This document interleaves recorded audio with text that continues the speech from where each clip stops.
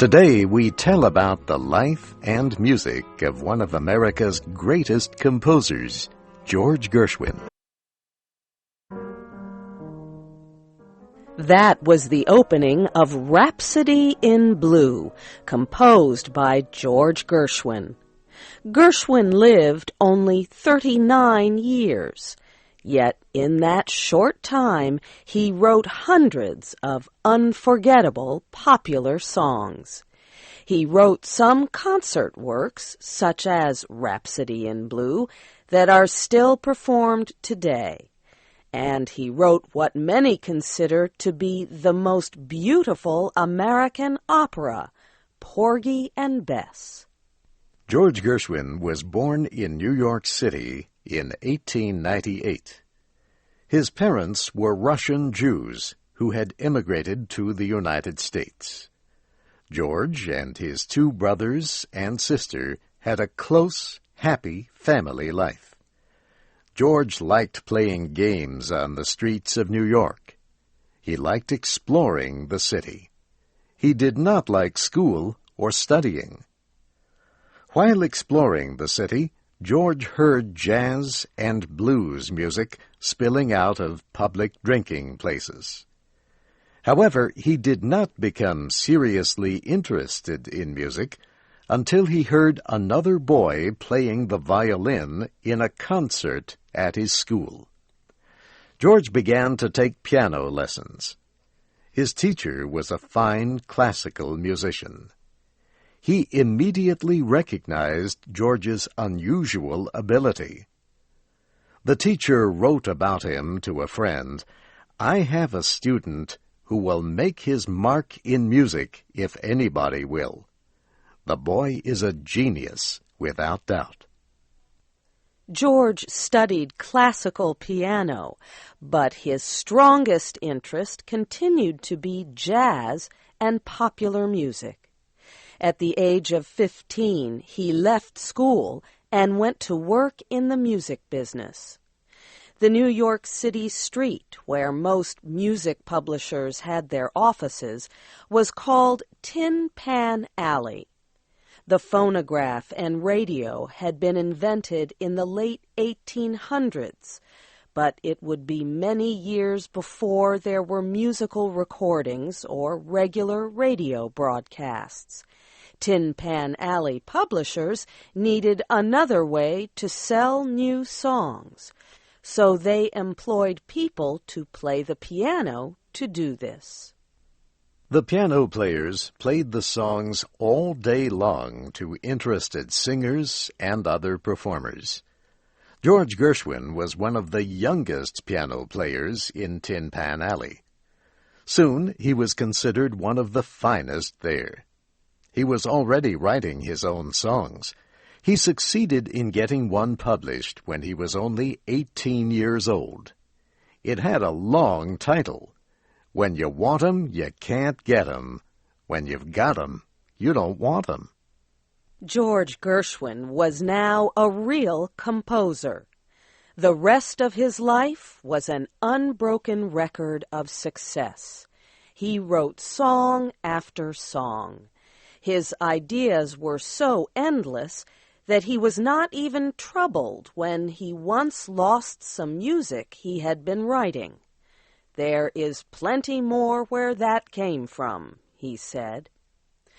George Gershwin had his first big hit in 1919, when he was 21 years old. It was a song called Swanny. A popular entertainer, Al Jolson, sang the song.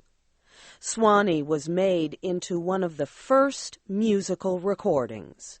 George Gershwin was suddenly famous. Here is Al Jolson singing what became his trademark song, Swanny. Critics note that Swanny is not like most of George Gershwin's music. Later, he wrote true love songs. Some were light and funny. Some were full of intense feeling. Many of these songs were written for the popular musical theater. One of his most emotional love songs never became part of a musical play, however. It is called The Man I Love. Here is a modern recording by Maureen McGovern. George Gershwin's older brother, Ira, wrote the words to that song. As George became famous, Ira wrote the words to more and more of his songs. The two brothers were very different. Ira, the writer, was quiet and serious. George, the musician, was outgoing, the life of any party.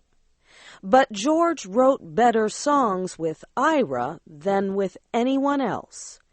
It is impossible to imagine many of George's songs without Ira's perfectly chosen, often surprising words. One of many examples is the song They Can't Take That Away From Me. The Gershwins wrote the song for dancer and actor Fred Astaire for the film Shall We Dance? That was George and Ira Gershwin's first movie musical. Here is Fred Astaire, followed by a later version sung by Ella Fitzgerald. Many of George Gershwin's songs were first written for musical plays performed in theaters in New York City. These comedies, with plenty of songs, were a popular form of entertainment in the 1920s and 1930s. One of Gershwin's musical plays, Girl Crazy, introduced a young singer named Ethel Merman. She became one of the most celebrated performers in America. In the play, Ethel Merman sang a song George Gershwin wrote just for her. It was called I Got Rhythm. In the 1920s, there was a debate in the United States about jazz music. Could jazz, some people asked, be considered serious music? In 1924, jazz musician and orchestra leader Paul Whiteman decided to organize a special concert to show that jazz was serious music.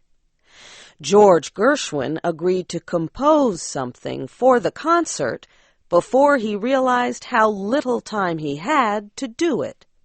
The concert was just a few weeks away. Gershwin got busy, and in that short time, he composed a piece for piano and orchestra. He called it Rhapsody in Blue. Gershwin himself played the piano part of Rhapsody in Blue at the concert. The audience included some of the greatest classical musicians of the time. When they heard his music, they were electrified. It seemed to capture, for the first time, the true voice of modern American culture. Today we can still hear Gershwin playing Rhapsody in Blue. An old mechanical piano recording has been reproduced exactly on this recording. Rhapsody in Blue made George Gershwin famous all over the world. Several 100,000 copies of the printed music sold immediately. Gershwin was satisfied that he had shown that jazz music could be both serious and popular. Gershwin also wrote an opera, Porgy and Bess. It was based on a book by DuBose Hayward. It is a tragic love story about Black Americans along the coast of South Carolina. Porgy and Bess opened in Boston, Massachusetts in 1935. Audiences loved it, but most critics did not know what to think of it. It was not like any other opera or musical play they had ever seen. Gershwin was not affected by the critics' opinions. He believed some of his greatest music had gone into the opera. He said he had created a new musical form, an opera based on popular culture. Here is the song Summertime from a later production of Porgy and Bess in 1952. Leontine Price, who played Bess, sings the song. Once again, opinion was mixed. Most people loved An American in Paris, as they loved all of Gershwin's music. Some critics liked it too. They called it happy and full of life. Others hated it. They called it silly and long-winded. Still, it remains one of his most popular works. George Gershwin died in 1937, just days after doctors learned he had brain cancer. He was only 39 years old. Newspapers all over the world reported his death on their front pages. Everyone mourned the loss of the man and all the music he might have written. George Gershwin is still considered one of America's greatest composers. His works still are performed by many singers and groups. They are probably performed more often than any other serious American composer. Austrian composer Arnold Schoenberg was one of the people who praised George Gershwin.